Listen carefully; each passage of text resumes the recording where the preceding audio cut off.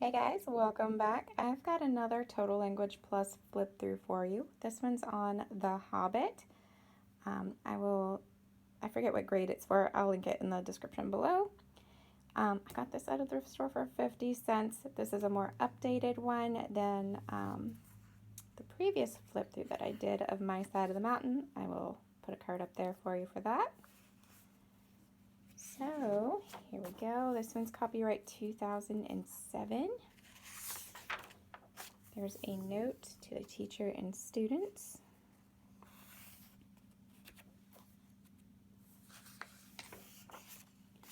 Okay, and here, this is very helpful in understanding Total Language Plus. They provide a planning grid for you.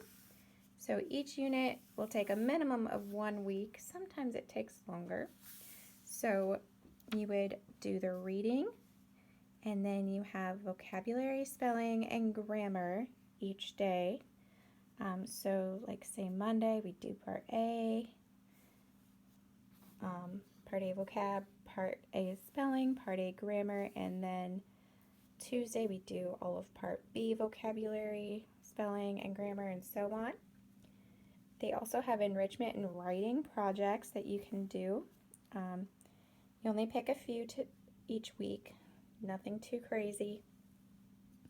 Starting in Unit 2, you have a vocab review, and now that's just basically kind of like a quiz.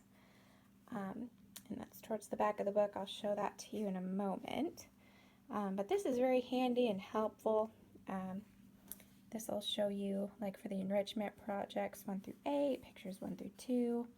That's pen and paper, so it's like a writing project. And then personally thinking questions. So here's your table of contents. Now it is important to note that each Total Language Plus unit varies in length, so this just happens to be 7. Okay, so here it lays out all the enrichment and writing projects in the front. Now this one, the updated edition leaves us with this one. It shows all of them here, but then it will show them each week, which ones would apply. So that is extremely helpful. I like that update from the first edition that I'm currently using with my children. There's the pen and paper. So there's a lot of stuff that you can choose to do. Personally thinking questions, they can also be done orally with your children, not just having them do writing projects on all of them.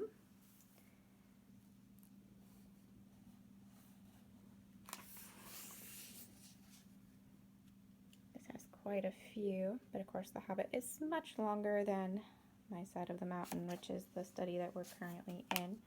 Okay. Then to start the study, you would study about the author. A lot of these questions you can use the book to answer, but it's also a good opportunity for the children to do a little bit of internet research. Okay, so here we go. Here is Unit 1. Like I said, it shows you the enrichment projects that apply for this particular unit. So here they all are laid out for you, for your child to pick out which one they want, or for you to assign it to them.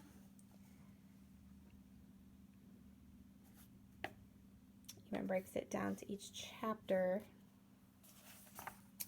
Okay, so here we have the reading worksheet to start off, and how you do it is you would read the questions first before reading the chapter, and that way you know how to think while you're reading, and then you would answer these from memory. You can also do personally thinking the questions, so it's like 1 through 4, which is handy. It's right over here, so you can do that.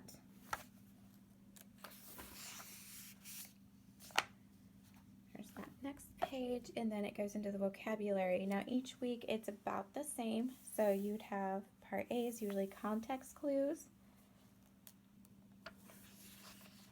It's really nice. You can give this to your student before you even begin the reading, and they can do that independently because you're using the context clues from this worksheet,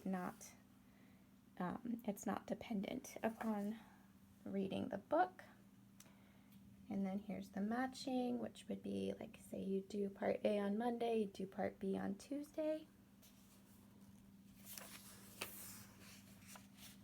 Part C is the glossary, so you would use the previous day's work to go to the glossary and give a definition or synonym and the usual part of speech for each word in the unit.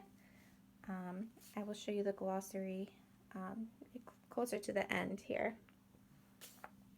Okay, and then D, this particular activity, synonyms, and then E is reviewing all your vocabulary words. Okay, and then spelling worksheet. So here's part A, you do that.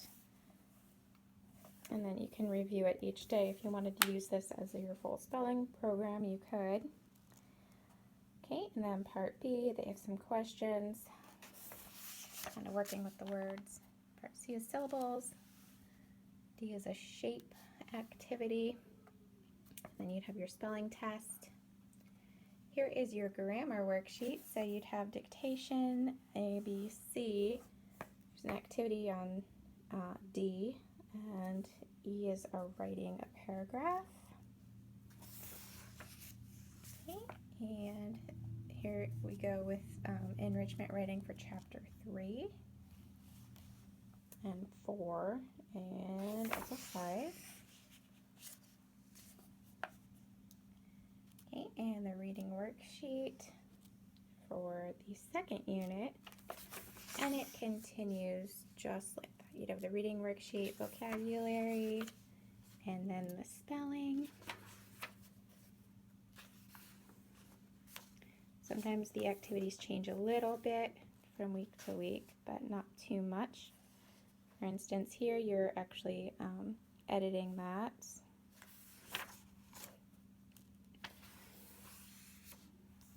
Okay, I'm going to go ahead and flip through it like this. Sometimes you have crosswords.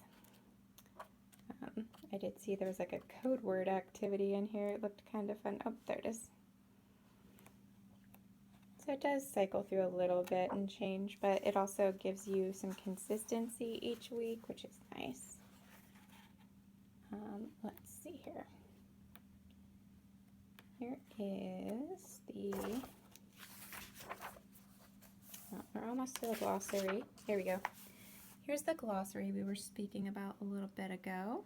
So it has the word for your child already there, so you in huge lines, so you can write the part of speech and give a synonym word or definition.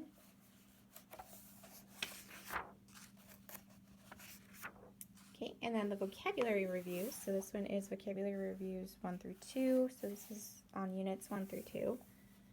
This particular activity happens to be multiple choice. It's 1 page front and back. Then 1 through 3. It's this activity here, filling in the blanks. And then 1 through 4. So they do get a little bit longer because you're adding more vocabulary words. Here's units 1 through 5. Units 1 through 6. And then for the very last one, 1 through 7, it's matching. Pretty long here. It's 1, 2, looks like 2 pages. Okay, not quite. So it's 1 page front and back, and then 1 page just the front. Okay, and then you have the answer key. How this is done is it's done by section. So like you have reading. So we have all of Unit 1 and Unit 2, Unit 3, and so on.